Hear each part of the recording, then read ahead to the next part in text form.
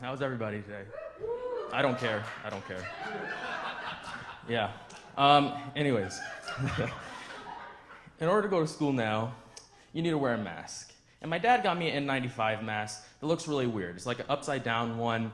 It's just a very strange mask. So I went to school the first day, and everybody was just fascinated with my mask. They're asking questions about my mask, like, where did I get it from? And there were some people who were like, Julian, you're wearing your mask wrong. And I'm like, no, this is just how I wear my mask. And that was fine. Those questions were fine. But the second day of school, it's like a switch went off in everybody's head. Everybody realized that I looked like a duck. So when I would go to the cafeteria, people would just be chanting, duck, duck, duck, duck, duck. And I was annoyed because I was trying to eat some bread that somebody threw at me earlier that day, right? And then there was this group of people who like chase me down the hallway and try to like tell me to quack for them, try to get me to quack for them. And then my mom, you started bullying me too. Like, she would get me up in the morning and she'd be like, Julian, do you have all your ducks in a row? And then there's this group of people who thought I was like the king or something because they kept on referring to me as my lord. You know it's bad when the teachers start making fun of you too, right? Like, I went to school, first period, I'm tired, and my teacher, he's just looking at me. And he's like, Julian, I need to tell you something. Like, in front of the whole class, he's like, Julian, I need to tell you something. I was like, okay, here we go. And he's like, I really like the way you wear your mask.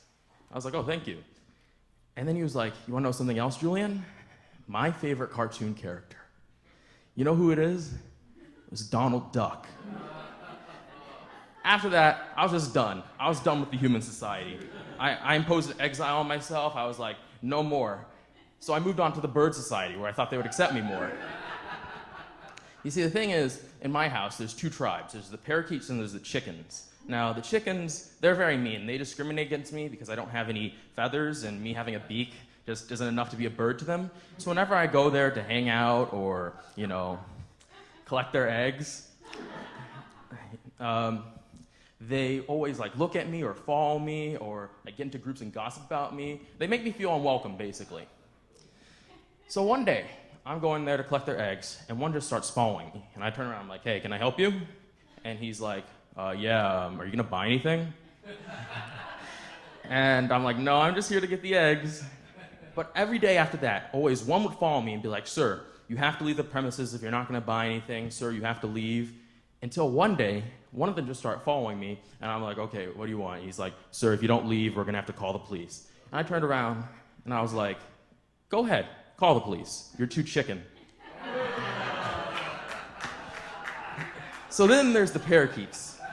Now the parakeets, they're odd. They're addicts. They're addicted to millets, you see. I learned this because anytime I would give them millet, they'd be like, Julian, where's the millet at? I know you got some of that, please. And I was like, no more. There's no more millet for you guys. And my mom, she started to give them millet. She became their millet dealer. And you see, they couldn't pay her back because, they're birds. So after they started falling behind on their payments, they started disappearing. So I confronted my mom about this. I was like, hey, Mom, where are all the birds going? What's happening? She's like, oh, I don't know. I don't know anything about that.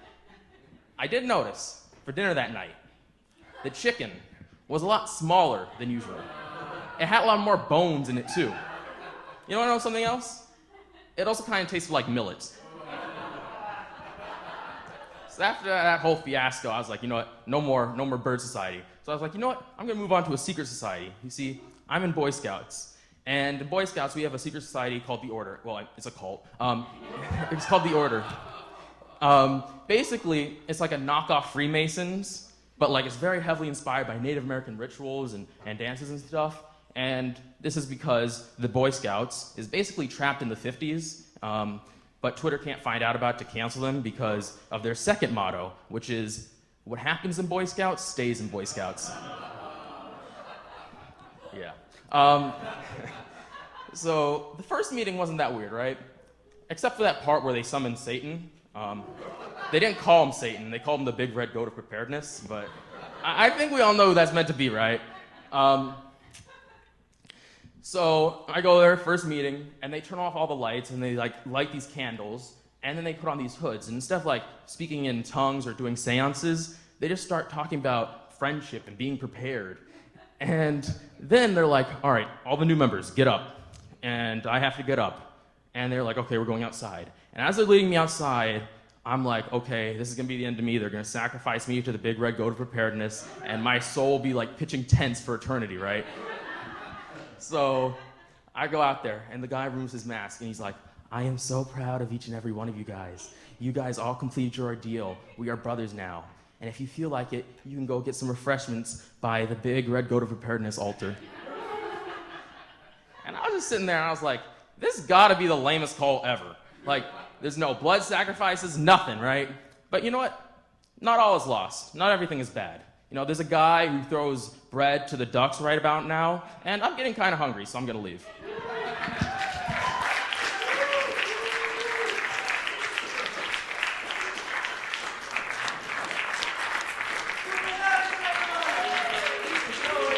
For Julian Ellington. That was excellent.